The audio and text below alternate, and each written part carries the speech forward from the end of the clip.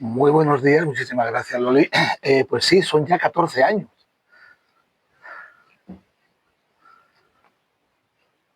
14 añitos. Y que sigan mucho más. Yo creo que me voy a jubilar aquí todo. No, efectivamente, esta es otra nueva ocasión que contamos con él. Y él es Tune Arts, un youtuber que toca mucho el, el tema True Crime.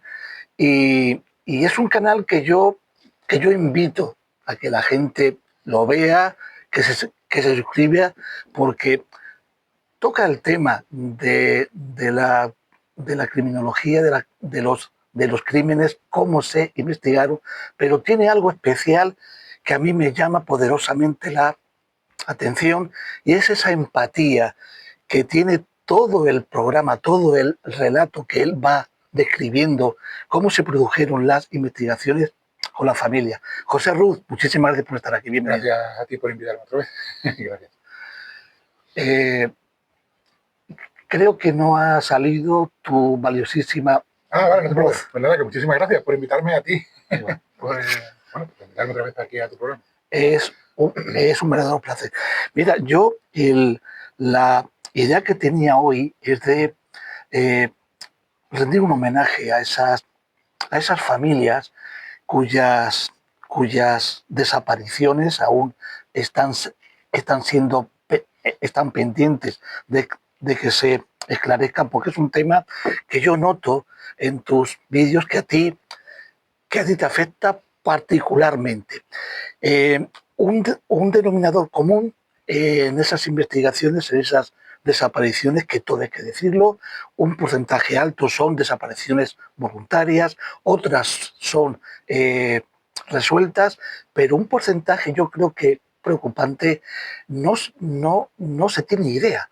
Las investigaciones policíacas, tanto de la policía como de la Guardia Civil, no han sido capaces hasta hoy de esclarecer muchos de esos casos. Y tú partes de algo que yo creo que es tremendamente importante, tanto en la investigación y resolución de un crimen como de una desaparición. Y es la óptica de entrada que el grupo de investigación tiene. O sea, si ya vas con el enfoque de una desaparición voluntaria, esa idea preconcebida del grupo de investigación, aunque la familia diga, mire usted que no ha desaparecido de manera voluntaria, que esto es muy raro, tal. Muchas veces eso condiciona mucho lo que es la investigación, ¿no, Pepe? En el tema de las desapariciones es complicado. Es complicado por varios factores. Primero, la gente está acostumbrada a ver un crimen, ver un asesinato, ver un homicidio, y normalmente se empatiza mucho con la familia de la víctima, ¿no? Porque tienes al personal fallecido y es más fácil, lo ves, no está ahí. Pero cuando hay un desaparecido, existe una cosa que los psicólogos llaman duelo incompleto. Y muchas veces es incluso mucho más doloroso que lo que es el duelo final, porque no tienes esa finalización. Hay desapariciones de corta duración, de larga duración, y y luego ya las que se van 20, 30 años, que es casi imposible, bajo mi punto de vista, tener ya siquiera pues una resolución, ¿no? Yo he conseguido llegar a entender un poco, porque como uno diga, yo empatizo, me pongo en tus zapatos, uno no puede ponerse nunca en los zapatos de un padre o de una madre o de un hermano que ha perdido un familiar, ¿no? Pero bueno, he hablado con muchísimos familiares de víctimas. En mi canal hay más de 40 o 50 entrevistas solo a familiares de desaparecidos y te das cuenta del punto de vista que tienen. Te encuentras normalmente con dos perfiles. El que intenta seguir avanzando, no olvidando, que no es lo mismo. O sea, tú puedes intentar avanzar sin olvidar, porque tu familiar nunca lo vas a olvidar, pero asumes que después de 20 años, básicamente tu familiar probablemente ha fallecido. Y luego tienes a la típica persona que es incluso, yo diría, más doloroso, que no quiere saber ni siquiera si su familiar está vivo, porque esa esperanza la despierta todos los días, ¿no? Sobre todo eso lo ves más en madres que te dicen, yo es que yo le he preguntado directamente, le he dicho, bueno, pero si mañana te dicen, oye, pues mira, hemos encontrado el cuerpo de tu hijo, de tu hija, y te dicen, prefiero no saberlo, porque así por lo menos tengo la esperanza de que puede seguir vivo, ¿no? Entonces, te das cuenta de lo doloroso. Y otra cosa que también percibes al hablar con familiares desaparecidos es el que se les para el mundo. Tú, un desaparecido, una Marta del Castillo, por ejemplo. Marta del Castillo, perdón, Marta del Castillo siempre va a tener la misma edad con la que desapareció. No, para los padres no crece, para la gente, para el público en general no crece, siempre va a tener 17 años. Una Cristina Bergua, un Jeremy Vargas, cualquier Paco Molina con 15 años, o sea, cualquier desaparecido que tú hables con sus padres, te hablan de él con la edad que desapareció y a lo mejor han pasado 15 o 20 años y hoy en día serían personas adultas, ¿no? El tiempo se les para y te dicen, en mi casa, desde que desapareció mi hija o mi hijo, no hay vacaciones, no hay Semana Santa, no hay feria, no hay unas navidades. Y te das cuenta como la desaparición es un agujero negro que se lo traga todo, porque esa persona tiene más hijos y luego esos hijos crecen y tienen nietos y vas viendo como el núcleo familiar deja de tener navidades, deja de tener festivos y todo gira en torno a la persona desaparecida. ¿No? Es un duelo incompleto que acaba comiendo y calcomiendo la familia completa. Y a lo que tú preguntabas, el tema de cómo la investigación enfoca, es fundamental en las primeras horas, siempre. Y se mete la pata muchas veces, sobre todo en perfiles de adolescentes. En España tenemos un problema, y ahora lo tenemos más acentuado, y es la inmigración, lo que llaman normalmente menas, que vienen muchos chicos sin familia y van a centros de acogida. Esto ha hecho que las estadísticas en tema de desaparecidos crezcan muchísimo, porque claro, estos chicos se suelen fugar de los centros, se fugan de forma voluntaria, entonces a lo mejor tienes unas estadísticas súper altas de hay tantos menores desaparecidos, pero el 95% o el 80% se resuelve. Sí, se resuelven esos, pero el problema lo tenemos en los que no se resuelven. En el niño que desaparece de su casa y llega su madre a la comandancia de la Guardia Civil y dice, oye, mi hijo con 16 años no ha vuelto esta noche a casa. Pasa menos, pero sigue pasando, que dice la Guardia Civil, bueno, espérate, estamos en feria, igual. Y ese igual es lo que propicia a que el desaparecido no se investigue en las primeras horas. Esa ley cambió. Después de Marta del Castillo, antiguamente había que esperar 24 horas, 48. Esa ley cambió después de Marta del Castillo y de todo este jaleo, en teoría, cuando hay una desaparición. Se pensaba que solamente eran los menores, ya no, pero se debe de hacer con todos. El protocolo se debe de activar instantáneamente. O sea, tú vas, oye, que mi hijo no ha llegado a casa y en teoría la Guardia Civil y la policía tiene que activar el protocolo inmediatamente. Pero claro, aquí no hablamos de protocolos, hablamos de personas. Y hay veces que llegas a una comandancia de la Guardia Civil o a una comisaría de policía y el policía dice, bueno, vale, voy a pasar a los patrulleros que hay por la calle y poco más. Y es lo que hacen. Le pasa al patrullero, oye, pues hay un chico que no ha llegado a su casa con esta descripción, pasa fotografías y la pasa por si algún patrullero que hay por la zona pues está por allí y lo ve. No tenemos una policía especializada, no hay un sitio que tú puedas ir y decir, oye, mi familiar ha desaparecido. Vale, pues te va a atender esta policía especializada que sabe exactamente lo que hay que hacer durante las primeras horas, que sabe cómo actuar, que sabe qué apoyo psicológico hay que darle a la familia. Tú llegas a una comisaría a poner una denuncia por desaparición y te sientas al lado del que le han robado la radio, del que le han robado el bolso y además estás esperando 3, 4 horas para que te atiendan cuando estás en un sin vivir porque tu niña de 13 años lleva 6 horas que no ha aparecido por tu casa. Entonces yo creo que eso es un punto que deberíamos mirar. Y luego tenemos las desapariciones de primera, de segunda y de tercera. Hay desaparecidos que se conjugan los planetas o lo que sea y salen en televisión. Y eso hace que políticamente sea más efectivo invertir todos los medios en ellos para dar la apariencia de que somos la hostia. Pero si tú, por desgracia, tu familiar desaparece y no le importa absolutamente a nadie, a tu familiar te puedo decir que van a invertir muy poco dinero en buscarlo. ¿Es culpa de la policía? No, es culpa de los que mandan, que el dinero lo invierten como les da la gana. Y al final yo digo una cosa, las televisiones o los medios públicos son entes privados que lo que buscan es sacar dinero, pero el dinero público que nosotros invertimos debería de valer igual para un chico de 16 años que desaparece en Córdoba que para una niña de 7 que desaparece en Sevilla. Y no digo que se le quiten medios a los que se le da, sino que se iguale para todos. Hay un caso que a mí me llamó mucho la atención, que como tú muy bien acabas de decir, no fue demasiado mediático, vamos, casi nada mediático. Creo que la televisión dedicó uno o dos minutos para dar la noticia poquísimas veces, que es el caso de Francisca Cadenas.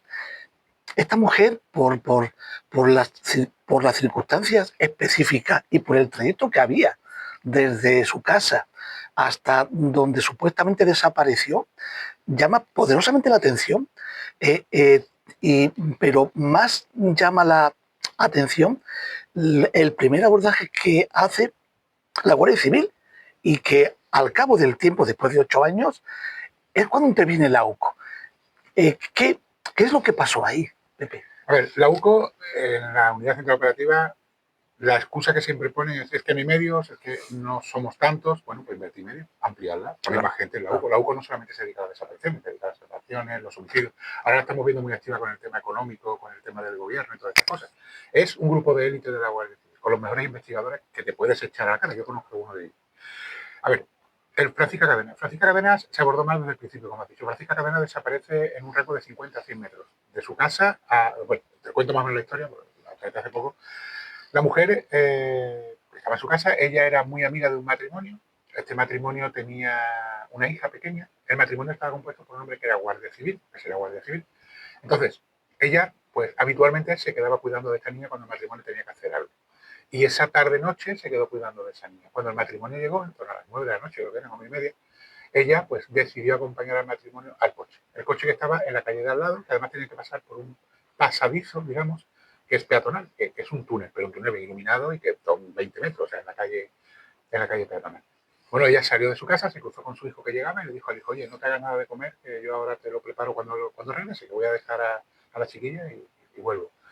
Salió de su casa y se fue echando el tiempo encima y la madre no volvió. En ese impas llegó el padre con el otro hermano y entonces este chico pues le dijo, mira, mamá ha salido tal, pero no ha vuelto y estoy extrañado, ¿no? No es normal. Entonces le dijo el padre, pues sal y mira a ver si se ha parado con algún vecino. Ellos salieron y, bueno, el chico salió y no estaba la madre ni el coche de esta persona, ¿no? Claro, él dijo, bueno, pues puede ser, porque pasaba algunas veces, que la chiquilla, que estaba muy apegada a Francisca, cuando se despedía se echaba a llorar y la madre había veces que se montaba en el coche con este matrimonio, llegaban hasta su domicilio y luego desde el domicilio llamaban al hijo para que fuera a recogerla, para dejar a la niña ya en la cama. Pero no habían llamado, entonces él llamó al matrimonio y el matrimonio le dijo que no, pues tu madre la dejamos entrando en el túnel y no la hemos vuelto a ver. Curioso, porque se buscó, se preguntó, no había rastros de la madre, nunca en ningún momento se registró el coche de esta pareja, nada, o sea, no había un punto de partida. La madre no había salido con dinero, no había salido con documentación, no había salido con el bolso, la Guardia Civil. Siempre, bueno, a ver, el igual se ha ido de forma voluntaria. Era una mujer que amaba a su familia, una mujer que pillaba por sus hijos. De hecho, el punto en el que cuando se va le dice al hijo, yo no te hagas de comer, que ahora mismo vuelvo y te hago de comer, ya te está indicando que no tiene ninguna intención de irse, ¿no? O sea, no había discusiones previas con el marido, no había absolutamente nada. No era decir la típica mujer a lo mejor que tiene un conflicto interno y que coge y se va, ¿no? Entonces, al cabo del tiempo de seguir investigando, porque es raro que nunca se pusiese el foco en esta pareja, ¿no? Yo no digo que fuese una desaparición forzosa por ellos, pero hostia, siempre los últimos que ven a una persona con vida suelen ser los sospechosos. En este caso, no sé si por ser guardia civil o que era guardia civil, pero es que hay cosas más extrañas. De buenas a primeras aparece un chico que era, creo que era de República Dominicana, si no me equivoco, que había sido delincuente habitual, conocido por la Guardia Civil, y da el testimonio de que él se cruzó con Francisca Cadenas esa noche en ese túnel. Es absurdo que tú vayas y digas eso y te eches mierda encima, porque volvemos a lo mismo. El último, bueno, él lo dijo. Lo curioso de todo esto es que al cabo de una semana o semana y pico, tanto el chico como la pareja de Guardia Civil se van del pueblo. Se marchan del pueblo, o sea, desaparecen. Se van a vivir a otro sitio. Claro, es como decían los hijos y la familia. No decimos que tuvieran que ver, pero en principio nadie nos estaba señalando todavía porque no había dado tiempo, la investigación no había llegado a eso. Y de buenas a primeras os vais del pueblo y dejáis todo. No sé, nunca buscaron a Francisca, nunca formaron parte de las partidas de búsqueda, el matrimonio que era tan amigo. Luego salieron vecinos y familias, contó creo una cuñada de Francisca Aravena, diciendo que esa relación era más bien tóxica, la relación que tenía este matrimonio con ella y tal.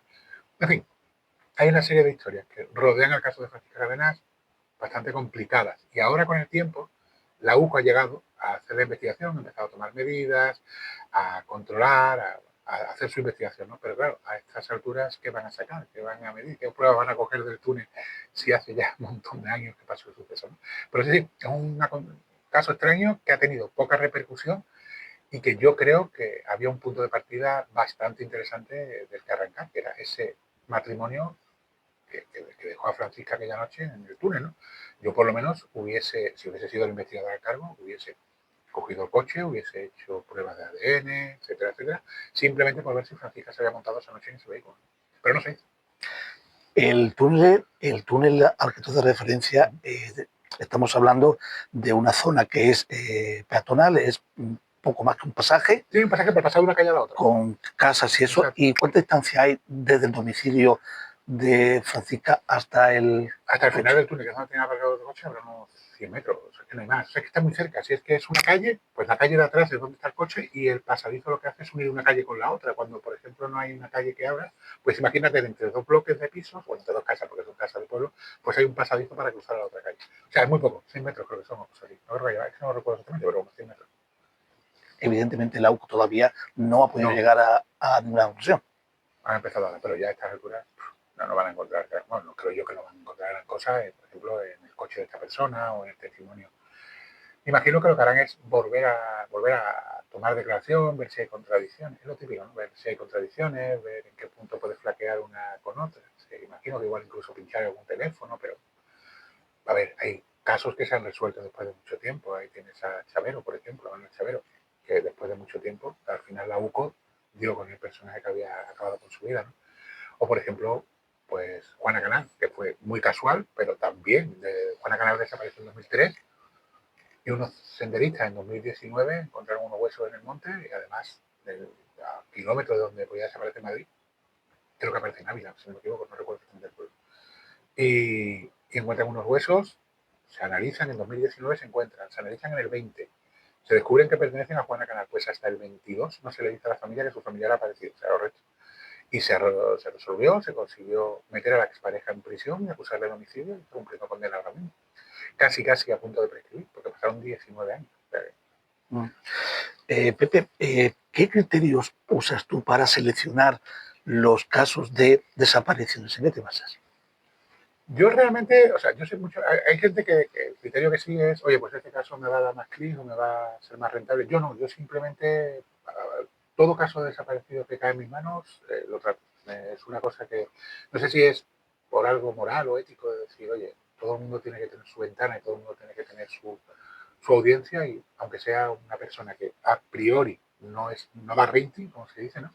Yo lo trato, porque al final todo el mundo tiene derecho a ser escuchado y lo que lo podemos criticar es no se dan medios, sino se apoya a la gente y luego tú haces lo mismo. Yo no sigo ningún criterio. Persona desaparecida, familia que te pide ayuda, yo lo saco en el canal. Bueno, te tengo que preguntar porque es algo tremendamente obligado. Te he visto también por ahí eh, en algunos videojuegos también que hablan sobre Marta del Castillo, que es lo último que podemos contar de este caso. Marta del Castillo ahora mismo, último, bueno, pues tenemos los posicionamientos que salieron por el análisis que hizo la empresa Lazarus del móvil de Miguel Calcaño, que daban unos posicionamientos de aquella noche bastante peculiares, ¿no? Pero realmente el caso de Marta del Castillo es un caso muy complicado. Y volvemos a lo mismo, se empezó mal y se va a terminar mal. O sea, Marta del Castillo, cuando el padre va a plantear la denuncia y resulta que la GRUM está de descanso, la GRUM es el grupo de la policía que se encarga de familias, de niños, de adolescentes. Y ahora no lo sé, pero antiguamente los fines de semana no trabajaba. O sea, un grupo que se encarga de las desapariciones de adolescentes que no trabaja un fin de semana. Es muy fuerte, ¿eh? Pero bueno, así es. Curioso. Entonces se empezó mal desde el principio. La policía no fue a la casa de Miguel Calcaño hasta al día siguiente o al otro. No es difícil de resolver. Y aparte, para la justicia, el caso está sentenciado. Quiero decir, el caso está juzgado y sentenciado. El culpable en la cárcel pagando por el delito, que es el asesinato de Marta del Castillo. Y hay que ser muy frío. A ver, el Estado funciona de una manera. ¿Dónde invierto recursos? Para mí este caso está juzgado, sentenciado y una persona cumpliendo condena. Ya no tengo que invertir más recursos en este caso, es que funciona así. Tiene que salir algo extremadamente importante para que yo diga, bueno, pues hay que invertir. Y luego tienes otra cosa curiosa, y es que, claro, nuestro Código Penal impide juzgar 2 veces a una persona por el mismo delito. El hermano de Miguel Carcaño, la novia del hermano, García Mendaro, el Cuco no, el Cuco sí fue condenado, Samuel Benítez, esta gente ya fueron juzgados y fueron absueltos, fueron exonerados de culpa. Entonces, no se les puede volver a juzgar por lo mismo. Para tú volver a hacer eso, necesitarías algo rompedor y aún así costaría mucho trabajo. Así que es un caso que, por mucho que se intente pelear, es complicado. Hay una vía que yo creo que es la que la familia intenta explotar, y es que si tú consigues demostrar que en el juicio que se hizo un testimonio influenció en la sentencia final para alguna de las personas que estaban implicadas y ese testimonio se demuestra que fue falso, tú puedes pedir la nulidad del juicio. Entonces se tiene que repetir porque has demostrado que el testimonio que sirvió, por ejemplo, para exonerar al hermano de Miguel Calcaño era falso. Se entiende que es falso, que no es correcto y hay que hacer el juicio de nuevo. Eso se ha intentado con lo del Cuco, que se demostró que había mentido en el juicio. Entonces, como el Cuco fue el que metió al hermano de Miguel Calcaño y luego en el juicio lo sacó, yo creo que la vía que estaban estudiando era demostramos que el Cuco mintió cuando tengamos sentencia en firme y luego pedimos la nulidad judicial. Se consiguió en la primera instancia que el juicio saliese favorable, o sea, se condenó a Cuco y a la madre por mentir en el juicio, pero luego el Superior de Justicia lo revocó y dijo que había sesgo por parte del tribunal y tal, por unas preguntas que hizo, y se anuló esa sentencia. No sé si se va a repetir o se va a esperar al Supremo, pero lógicamente creo que es la baza, la única baza, diría yo, que se puede conseguir para el tema de reabrir el caso a lo mejor, o no reabrir, porque el caso no se puede reabrir, de juzgarlo de nuevo, si se anula. Pero imagínate ahora las consecuencias que eso tiene. Anular el juicio es dejar sin condena a Miguel Carcaño, que ya lleva un montón de años, porque en el 29 hace los 20 años de prisión y ya saldría, y si en un futuro hubiese un nuevo juicio, pues un proceso bastante complicado. Además, con otra salvedad, en 2020 en 2029 prescribe el caso. ¿Qué quiere decir? Si hubiese otra persona que hubiese cometido el crimen, ya no lo puedes perseguir porque los delitos de homicidio prescriben a los 20 años. Entonces es un caso que yo creo que se va a quedar tal como está, bajo mi punto de vista, y es un caso en el que, por ejemplo, yo creo que los padres ahora mismo, más que meter a otra persona en la cárcel, lo que ellos querrían es encontrar el cuerpo de Marta de Castillo. Yo te lo digo sinceramente. Llega un momento, y eso te das cuenta cuando hablas con familiares de víctimas. Los seres humanos tenemos el calentón inicial, tú te enteras que a tu familia le ha pasado algo, lo primero que quieres es que esa persona la maten o la mates tú o acabes con su vida.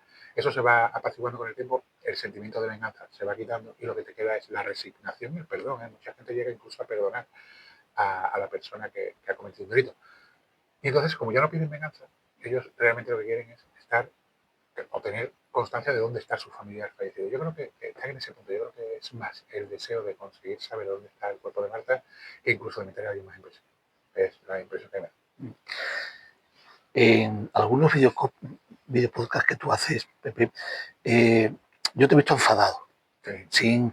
sin perder esa objetividad que te caracteriza, porque vas al hecho. ¿Cuál es el caso de desaparición que te has tenido que contener para no enfadarte ya al 100%? Hay muchos. El de Marta de Castillo, entre otros, es uno de los que me enerva cada vez que lo trato por el hecho de cómo se comporta la gente que está implicada. Entonces, el caso de Marta Castillo es un caso que me enerva particularmente. Luego tienes, por ejemplo, el de Sheila Barrero, que también es un caso que me enerva. Hay casos. El de últimos que he tratado es de Lucía Vivar, por ejemplo, de la chiquilla de Pizarra, que desaparece y aparece a las 6 de la mañana y dice que ha sido un atropello de un tren.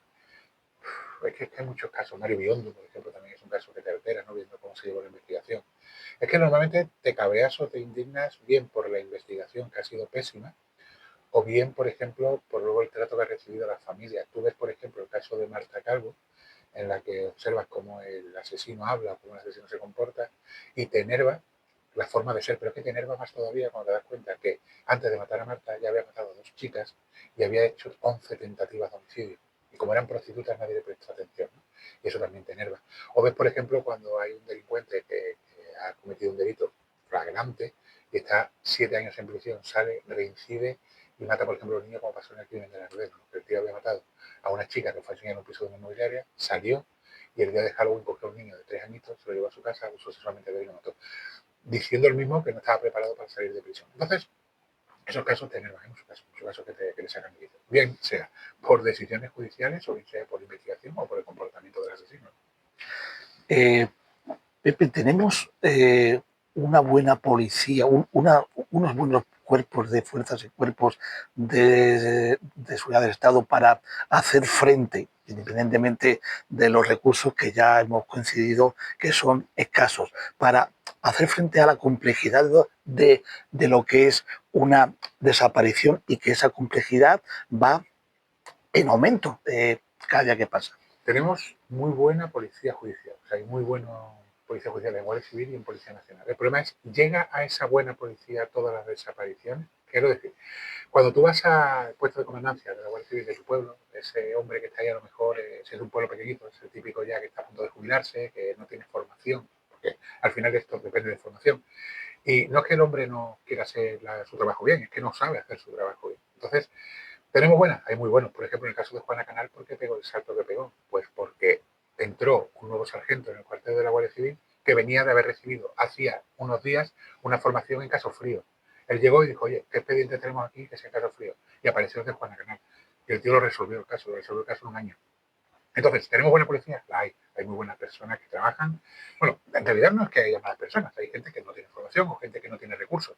Pero el problema es que no llega a ellos, o sea, no llega a la persona adecuada, el crimen adecuado. El crimen de Pío se resolvió en nada de tiempo porque lo cogió un grupo especial de la UCO y lo resolvió. El crimen de Almonte cogiendo el otro grupo de la UCO, sin embargo, fíjate cómo ha quedado, que la persona que estaba implicada ha quedado suelta. Entonces, ¿hay buena policía? Muy buena. El problema es que no toda es buena y no siempre llegan los casos que tienen que llegar a la gente que tiene que llegar. Faltaría ese equipo eh, más especializado en los juzgados de guardia, por ejemplo. En España yo veo dos carencias importantes en especialización. Una es en desaparecidos. Yo pienso que deberíamos de tener un juzgado especial para desaparecidos y una policía penal, igual que se hace en violencia de género. Y otra muy importante que también está fallando de base últimamente es con los menores. Están empeñados en meter a los menores en la violencia de género. Y no se puede meter a los menores en violencia de género porque luego te encuentras con el problema que te has encontrado ahora, por ejemplo, con Lucas de Almería, que ha muerto, que se ponía la voz de alarma, pero como la madre estaba por medio, al niño no se le tocaba. O, por ejemplo, la mujer esta que se ha tirado por la ventana con sus dos hijos gemelos en brazos y los ha matado, ¿no? Entonces, no hay una especialización para menores que deberían de actuar de oficio. O sea, quiero decir, si un vecino llega y te dice, oye, creo que este menor, automáticamente, como pasa con la gente de las mujeres de maltrato, que la Guardia Civil necesita que haya una denuncia para actuar, pues se debería de hacer. Entonces, necesitamos una policía especializada en violencia contra los menores, que hay mucha, porque el menor no tiene defensa. Una mujer mayor, a ver, tiene conciencia, pero un menor de 6 añitos que su padre y su madre lo maltratan, ¿dónde va? ¿Dónde llora? Porque él sabe que su pensamiento es, si digo algo voy a tener represalias, si digo algo mi papá cuando llegue a casa me va a matar, mi mamá me va a coger y me va a hacer. En Godella mataron a los dos niños, la madre, que sí que tenía problemas psicológicos, pero hubo muchos avisos. La abuela puso denuncias, los servicios sociales estaban avisados. O sea, quiero decir, si hubiese habido una policía que actuase desde primera hora, especialista en maltrato al menor, seguramente ese menor, estos dos menores estarían a salvo. En el caso de Lucas, lo mismo, había denuncias. Lucas apareció con huesos rotos, que lo había hecho el padre. En el colegio había sospechas de que había un maltrato infantil y nadie hizo nada porque no había una policía que actuase. Entonces, creo que faltan esos dos pilares básicos. Uno, en desaparecidos, que actúen inmediatamente, y otro, en menores maltratados. En los países de nuestro entorno más inmediato a tu juicio, Pepe, ¿cuáles son los que mejores enfrentan el tema de la desaparición? En desapariciones hay muchas carencias en casi todos. O sea, realmente no te crees que estamos tan distantes de unos países de otros. Realmente el desaparecido se trata de forma muy ambigua. Lo que es verdad que hay países, por ejemplo, como Estados Unidos, que no tiene problemas en abrir casos fríos y rehacer la investigación de cero. O sea, quiero decir, en España somos muy, no le pises la manguera, ¿no? Entre bomberos no pisamos la manguera. Este grupo ha hecho una investigación, pues vamos a intentar no joderlo mucho. En Estados Unidos no, en Estados Unidos llega un sheriff nuevo al condado y te abre un expediente y si tiene que dejar malamente que estaba otra vez, lo deja sin problema ninguno. En España no, en España se cierra un caso y que llegue la Guardia Civil y diga, hostia, pues voy a mirar este caso que lleva aquí 20 años cogiendo polvo. No suele pasar porque los recursos se destinan a otro tipo de casos, ¿no? Y bueno, y si hablamos de países cercanos, hay países en los que a un levantamiento de cadáver no va ni un forense, o sea, lo levanta el funerario y la autopsia se hace en la funeraria. No te creas que está todo el mundo tan avanzado, ¿no? Hay muchos desaparecidos en todo el mundo y no se trata. Mira, hay un caso de un chico, que hay un documental, creo que es en HBO, que se llama El hombre sin corazón, que lo traté yo, hablé con la hermana y la entrevisté. Resulta que este hombre se va, creo que era, no me acuerdo si era Irlanda, no recuerdo exactamente el mismo país, ¿vale? Y está desaparecido, aparece muerto en un lago y no se hace investigación. Bueno, había aparecido muerto tal, porque una forense le dio por mirar en los bolsillos y descubrió una fotocopia del DNI y descubrió quién era. Bueno, pues cuando ese chico, la hermana pide enterrarlo en el Reino Unido, porque él había tenido una novia en Reino Unido y tal, cuando llega al Reino Unido, descubren en el Reino Unido que le falta el corazón, que le falta un montón de órganos. Y entonces el Reino Unido cataloga la muerte como algo violento y algo extraño, ¿no? Como este hombre que ha llegado, que tengo aquí un parte de autopsia por parte del otro país, y me pone que está todo normal, y ahora me llega el cuerpo sin corazón, sin esto, sin otro. O sea, para que veas que entre países también hay muchos conflictos, ¿no? No solamente en el país. Oye, y por curiosidad personal mía, ¿qué pasa con el rey del cachopo? ¿Qué pasa ahí? Con el rey del cachopo. El rey del cachopo es un psicópata. O sea, pero de libro. O sea, el tío es psicópata y narcisista. Es el típico que.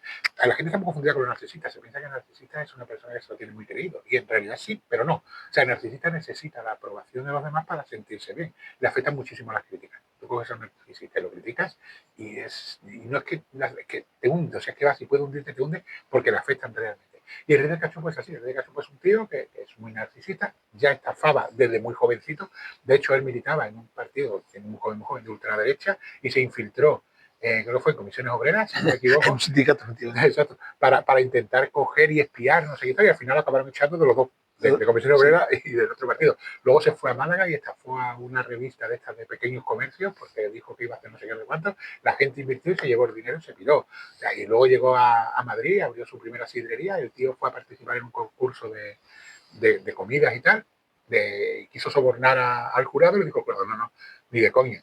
Y entonces el tío creó su propio concurso para ganar, lo que fue el del rey del cachopo. Era un tío que era un estafador nato. Empezó a abrir sidrerías, pero bebiendo, o sea, no tenía dinero.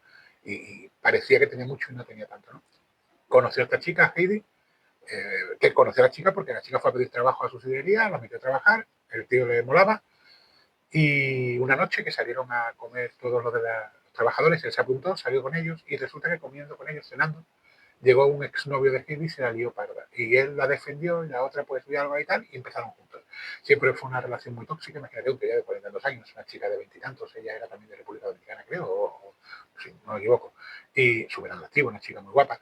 Y además tuvo un embarazo que luego, por lo visto, perdió al niño, en fin, hubo una serie de conflictos y terminó matándola. De hecho, cuando Heidi muere, él dijo que no lo había matado. O sea, Heidi apareció el tronco en la nave que él tenía alquilada, carbonizado y con la maleta y tal. Fueron los indicios lo que apuntaron a que era él, me metieron en la cárcel y siempre lo negó. Pues ahora, hace cuestión de ahora no llegar al año, escribió una carta autoinculpándose del delito, contó que lo había matado de un disparo, que además de matarle de un disparo, su tío, que había sido forense, el tío que ya había fallecido, es el que se encargó de enterrar el cuerpo y que él solo se encargó del torso. Pero es curioso porque, claro, aquí ocurre una cosa. Cuando tú encuentras un torso como el de Heidi, tú al rey del cachopo no puedes acusar de asesinato, no sabes cómo lo ha matado. Entonces lo acusas de homicidio. El homicidio, 15 años de prisión, 11, 15 años, y el asesinato son 20 o 25. Si hay parentesco, por ejemplo, son novios, son 25 años que te vas a tomar de cárcel. El rey del cachopo no. Y es por eso. Entonces, ¿por qué ha pedido perdón ahora y por qué el rey del cachopo ahora ha aceptado que mató a Heidi?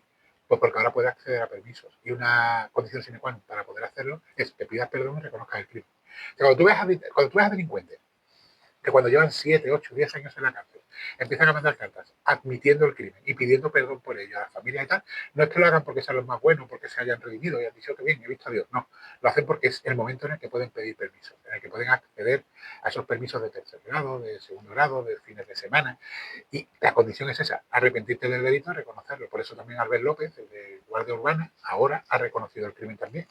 Cuando había escrito un libro quitándose la culpa, hacía poco, ¿no? Bueno, pues ahora ha reconocido el crimen, ha dicho que sí, que llegó, que estaba muerto, ¿verdad? Y es por eso, porque ahora pueden acceder a permisos y piden ese perdón. ¿Cuáles son los proyectos para el 2026 de José Ru? Pues mira, ahora sacamos un libro nuevo que se publica el 30 de enero, que es Crímenes en la España rural. Son 6 crímenes rurales, o sea, están los Galindos, Puerto Urraco, incluso el de Mata de Cajuña, los 3 hermanos estos que mató el chico este que era paquistaní. Y bueno, en fin, 6 crímenes rurales que están también en el exorcismo de Almansa, que es brutal ese caso. En fin, hay casos bastante interesantes. Fago, el alcalde de Fago. Hay casos interesantes y se publica ahora el 30 de enero. Sale. De hecho, en febrero me voy a Barcelona, que voy a una convención de crónica negra, la novela negra de Barcelona, que me han invitado ahora para 2026. también presento el libro allí y ahora cuando vuelva lo presento aquí en Sevilla también. Supongo que iré a Córdoba, Málaga, no sé exactamente todavía dónde, pero tengo que ir a más sitios. Luego el canal, lógicamente mi canal con subido podcast diarios. Tengo previstas algunas entrevistas que todavía no tengo cerradas. En fin, ahora mismo seguir creciendo en YouTube y seguir publicando libros. Ahora que has comentado el tema de los crímenes rurales, a mí se me vienen dos, el crimen de los Galindos y Puerto Rico. El crimen de los Galindos creo que, bueno, era otra época, no tiene nada que ver con esta época, pero creo que es el crimen de manual como no se tienen que hacer las cosas, ¿no? Crimen de los Galindos, 1975, agosto o julio. Además, 40 grados. Sí, el crimen de los Galindos es brutal porque estamos hablando de 5 muertes, o sea, asesinatos brutales. Y sí, se investigó más desde el principio, también hay que entender la época. O sea, estamos hablando del año que era la Guardia Civil, no era como ahora. Llegaron ayer una motillo, cuando los llaman, llegan arriba al cortijo. Hay que entender también la contextualización. El franquismo se está muriendo, estamos a finales ya, el último año del franquismo, como aquel que dice. El dueño del cortijo era un duque, coño. Marqués Granina. Pues era un marqués, además había sido militar de alto rango. De cuando el tío lo interroga, hace que se cuadre la Guardia Civil para interrogarlo, responde a lo que le da la gana y a lo que no le interesa no responde porque él tiene más grado que la gente que lo está interrogando. En fin, eso hoy en día no pasaría. Pero en aquel momento era un contexto social totalmente diferente. Había clases sociales muy marcadas. Estaba el señorito y estaba los santos inocentes de toda la vida, pues todavía estaba a la orden del día, ¿no? Un contexto rural, mucho analfabetismo también, en fin.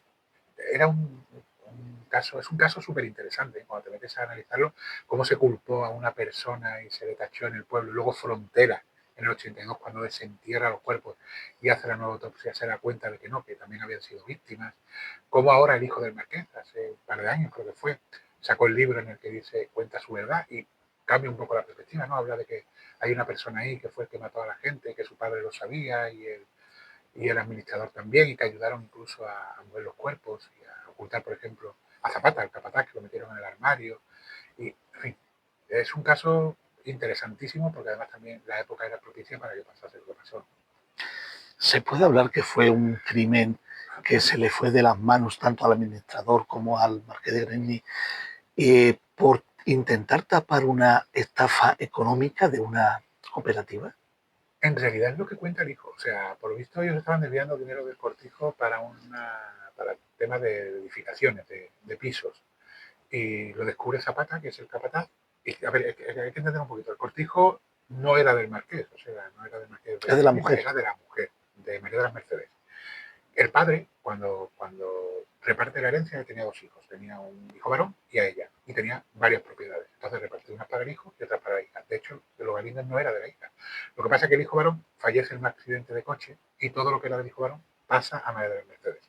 ¿Qué sucede? Que en aquella época las mujeres no gestionaban los bienes, los gestionaban los maridos. Entonces es el marqués el que se encarga de eso. El suegro estaba muy enfermo, tenía un cáncer de pulmón terminal y se estaba muriendo. De hecho, el día que ocurren los hechos, estaba en cama, estaba en su casa en cama. Zapata lo había metido a trabajar el suegro, o sea, era íntimo. Zapata había sido guardia civil, había sido militar y luego guardia civil. El tío era un tío de ideas férreas. Tío, de estos que dicen que la palabra vale oro, pues así era Zapata. Zapata descubre el tejemaneje que se trae el marqués con el administrador y con la cooperativa de...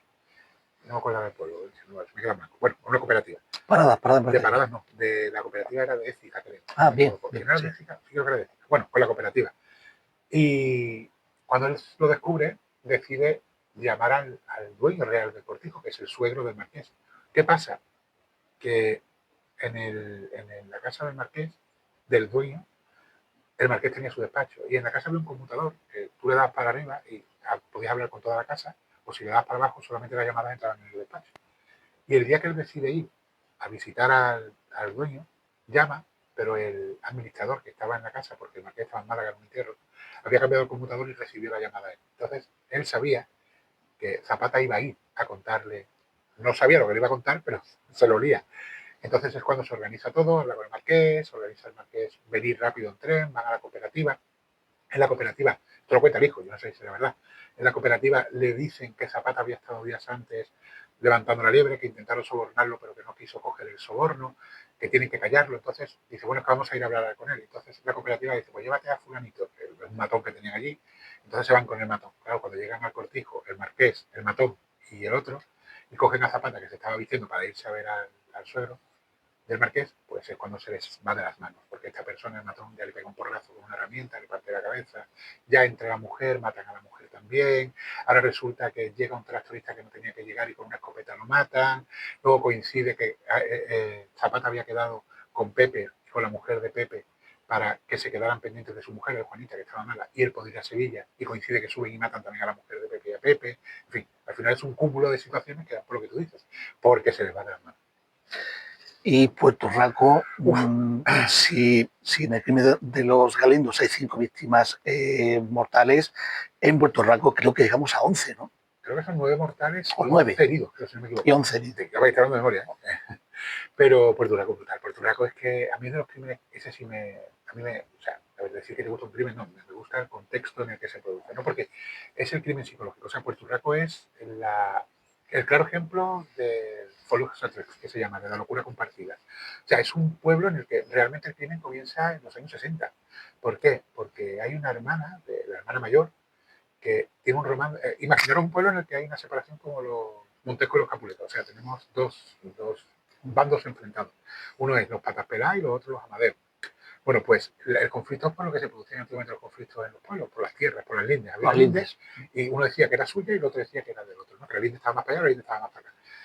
Entonces, ese conflicto de esas dos familias llegó a tal punto de que no se hablaba. Bueno, pues ella, una de las hermanas, la hermana mayor, se enamora de uno de los amaderos y empiezan una relación y deciden que se van a casar y al final la familia lo acepta. Bueno, pues un día el amadeo este irrumpe dentro de las tierras de los patas peladas y empieza el conflicto otra vez. Y este hombre deja tirada a la hermana de los patas peladas, de los izquierdos, de los que mataron a la gente.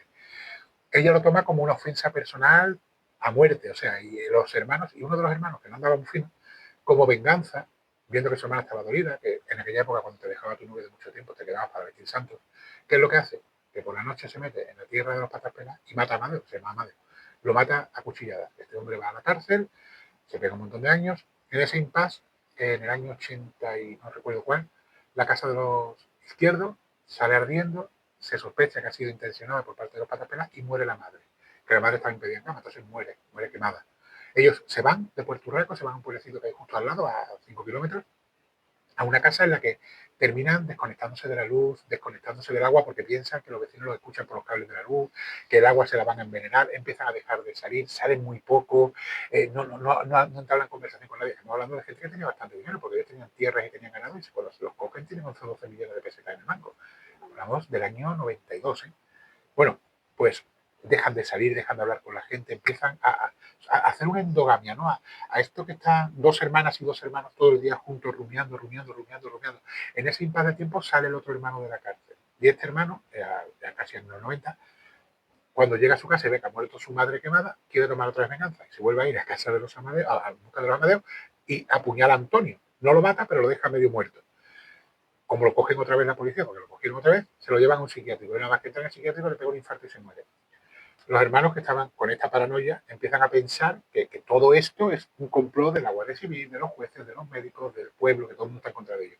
Eso imagínatelo un día, otro día sin televisión, sin radio, sin agua corriente, viviendo con la hermana comiendo en la cabeza a la otra hermana, el hermano, el otro hermano entre ellos, esa retroalimentación, esa endogamia, ese folus adeus, ¿no? esa locura compartida, llega un momento en que explota. Imagínate a esa mujer y dice todos los días a los hermanos, porque sois unos calzonazos, porque mira cómo estamos, porque no sois unos hombres, porque mira cómo nos tiene, mira a tu hermano el que ha muerto, como es así cuando salió, pues fíjate eso día tras día, gente que tampoco tiene una entendedera muy amplia. Además, como lo catalogó luego Vara, que ha muerto ahora, el que fue presidente de Extremadura, ese fue el psiquiatra que analizó a los hermanos izquierdos, hizo el informe, era el psiquiatra. Bueno, pues eran distintos primitivos, era gente que tenía instintos muy primitivos. Imagínatelo un día tras día, hasta que un día por la mañana se levantan y se ponen a preparar cartuchos y cuando se van a ir dicen a la hermana que se va a casar tórtola, llegan a Puerto Rico y se lían a matar gente. La explosión. Y además el día elegido perfecto era final de verano, sabía que Puerto Rico duplicaba la afluencia de turistas. Además, ellos no podían matar a la gente en invierno porque uno tenía un problema de artrosis en los dedos, en invierno se le agarrotaban los dedos, no podía disparar, eligen el verano por ese motivo. Sabían que al caer la noche, entre las 9 y las 10 de la noche, la gente en los pueblos sillitas a la fresca para hablar y compartir momentos sociales, y era el momento exacto, el día exacto, y así fueron. Se escondieron en un callejón y a las 10 de la noche salieron y salen y se encuentran. Yo estaba en Puerto Rico varias veces y además he volado el dron y tengo cosas chulas. Bueno, pues ellos salen del callejón y lo primero que hay es un bar, y en la puerta del bar están 3 niñas, creo que son de 9, 10, 11, 12 años, que son las hijas de Antonio, del que había apuñalado al otro, y las disparan sin piedad, o sea, matan a 2 y a una la dejan malherida. Luego sale uno del bar, que también es de los izquierdos, y nada más que lo ve, le pegan un tiro, lo matan. Sale el hijo, que sale corriendo, le pega un tiro por la espalda, lo dejan muy válido. Sale una chica también para ayudar y la matan. Siguen andando, y a 2 vecinas que había sentadas en la puerta de su casa las acribillan. Siguen andando hasta la Guardia Civil, dos que llegaron, les pegaron 2 tiros. Uno que cogió un coche y se estaba dedicando a llevarse heridos, les disparan y matan a los que iban en el coche, en fin. Fue una masacre brutal. Luego huyen al campo con la idea de bajar al día siguiente a los entierros a seguir matando gente. Lo que pasa es que son capturados, ¿no? Y luego, cuando los capturan, ellos siguen pensando en echarse la culpa solamente a uno, para que el otro, cuando salga, siga matando gente. O sea, fíjate cómo estaban los notas. Finalmente se produce el juicio, lo meten en la cárcel, y a ellas no las pueden implicar porque no había indicios de que ya hubiesen tenido. Ellas se van al día siguiente, de coger un tren y se encajan en Madrid buscando al presidente del gobierno para contarle la historia, que son los hermanos. Al final van todos a la cárcel, o sea, los 2 hermanos van a la cárcel y las 2 hermanas a un psiquiátrico. Fallece una hermana, al año siguiente fallece la otra, con el tiempo, ¿no? Fallece una, al año siguiente fallece la otra.